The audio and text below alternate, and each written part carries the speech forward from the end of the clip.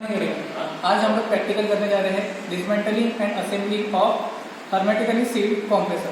ठीक है, सो ये है आपका हर्मेटिकली सील्ड रेसिप्रोकेटिंग कंप्रेसर। ये आपका किर्लोस्कर कंपनी का बना हुआ है। इसकी कैपेसिटी है 700 लीटर की। ठीक है, सो अभी हमको क्या करना है, इसका डिसमेंटलिंग करना है। सबसे पहले इसके पार्ट्स के बारे में जानकारी प्राप्त कर लेते हैं। ये जो ऊपर का पोर्शन होता है इसको बोला जाता है डोम।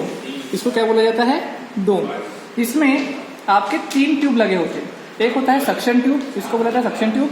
ये है आपका प्रोसेस ट्यूब और ये होता है आपका डिस्चार्ज ट्यूब। तो आपके सक्शन ट्यूब और डिस्चार्ज ट्यूब को आपको किस प्रकार से आइडेंटिफाई करना पड़ेगा कि सक्शन ट्यूब का जो डायमीटर होता है वो क्या होता है, थोड़ा सा बड़ा होता है। तो इससे आप इसको आइडेंटिफाई कर सकते हो। दूसरी चीज, आपका सक्शन ट्यूब और प्रोसेस ट्यूब आपके डोम के ऊपर लगा होता है। ओके, अब आपको अगर इसको खोलना है तो आपको क्या करना पड़ेगा, इसको कट करना पड़ेगा बाय मीन्स ऑफ सॉ और एनीथिंग। ठीक है, और कट करने के बाद आपका ये कंप्रेसर कुछ इस प्रकार से ओपन होता है।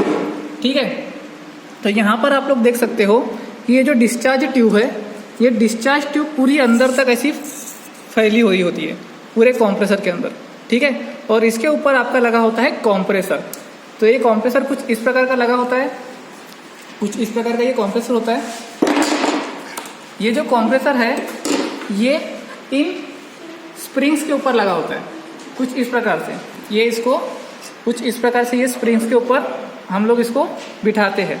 ठीक है, ये स्प्रिंग्स का इसलिए हम यूज करते हैं क्योंकि इसमें वाइब्रेशंस ना हो।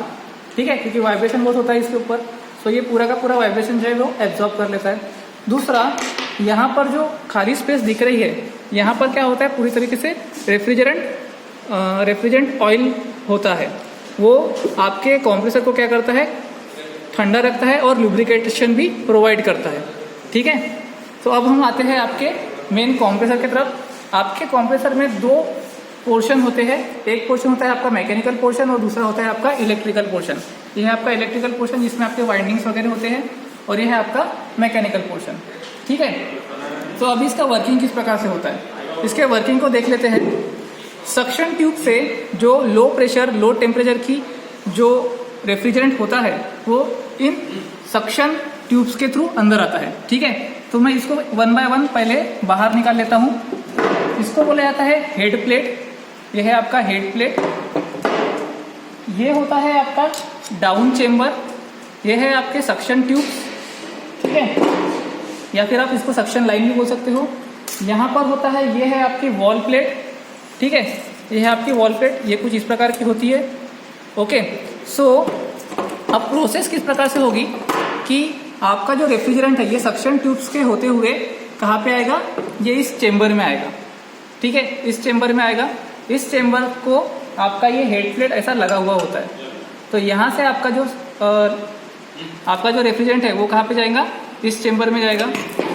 इस चेम्बर में देखिए यहाँ पर एक होल होता है। इस होल से क्या होगा, ये देखिए यहाँ पर एक होल होता है। इस होल से क्या होगा, ये रेफ्रिजरेंट जो है इस वॉल में फंस जाएगा। ठीक है, और इसके ऊपर लगा होता है आपका वॉल प्लेट। इसके ऊपर आपका ये वॉल प्लेट कुछ इस प्रकार से लगा हुआ होता है। ठीक है, अब क्या होगा, जब आपका जो पिस्टन है ये टॉप डेड सेंटर से बॉटम डेड सेंटर की तरफ जाएगा, तो यहाँ पे देखिए ये जब टॉप डेड सेंटर से इस प्रकार से बॉटम डेड सेंटर की तरफ जाएगा तो ये क्या करेगा, सक्शन क्रिएट करेगा। सक्शन क्रिएट करेगा तो क्या होगा, यहाँ की जो प्लेट है, ये प्लेट जो है ये इस प्रकार से अंदर की तरफ उठ जाएगी।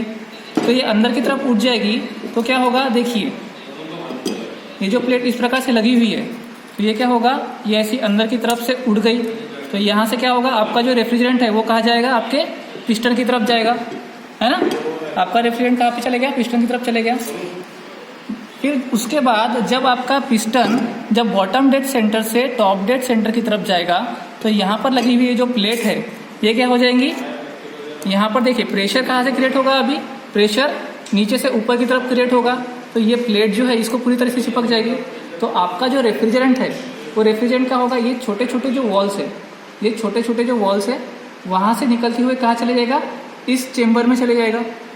ठीक है, और ये चेम्बर कहाँ लगा हुआ है आपका, ये चेम्बर कुछ इस प्रकार से लगा हुआ है। तो यहाँ पर देखिए आपका जो रेफ्रिजरेंट है यहाँ से इस होल के थ्रू कहाँ जाएगा, आपके केसिंग से होते हुए आपके डिस्चार्ज ट्यूब की तरफ जाएगा। ठीक है, दिखाई दे रहा है। यहाँ से कहा जाएगा आपके इस ट्यूब्स के थ्रू आपके डिस्चार्ज ट्यूब की तरफ चला जाएगा। ठीक है, यहाँ पर देखिए, यहाँ पर लगा हुआ है आपका ये डिस्चार्ज चेम्बर। ठीक है, ये है आपके फिल्टर्स, ये क्या है आपके फिल्टर्स। तो यहाँ से दोनों भी से वो आपका रेफ्रिजरेंट निकलेगा और ये डिस्चार्ज ट्यूब के थ्रू वो वापस से आपके डिस्चार्ज लाइन में कंप्रेसर में चले जाएगा। ठीक है, सो ये है आपका वर्किंग इसका हर्मेटिकली सील्ड कंप्रेसर का। तो यहाँ पर देखिए, यहाँ पे कुछ और पार्ट्स है। ये है आपकी कनेक्टिंग रॉड। ये जो रॉड है, ये रॉड कौन सी है? आपकी कनेक्टिंग रॉड। ठीक है, यहाँ पे आपको काउंटर वेट दिया हुआ है, आपके पिस्टन को रोटेट होने के लिए काउंटर वेट है। यहाँ पे एक शाफ्ट है। ठीक है, so that's all from this hermetically sealed compressor components. अब आपको इसी प्रकार से इसको वापस से असेंबल भी करना है। Okay, so that's all from this practical of assembly and disassembly of hermetically sealed compressor. मिलते हैं नेक्स्ट प्रैक्टिकल में। तब तक के लिए कीप लर्निंग, हैप्पी लर्निंग।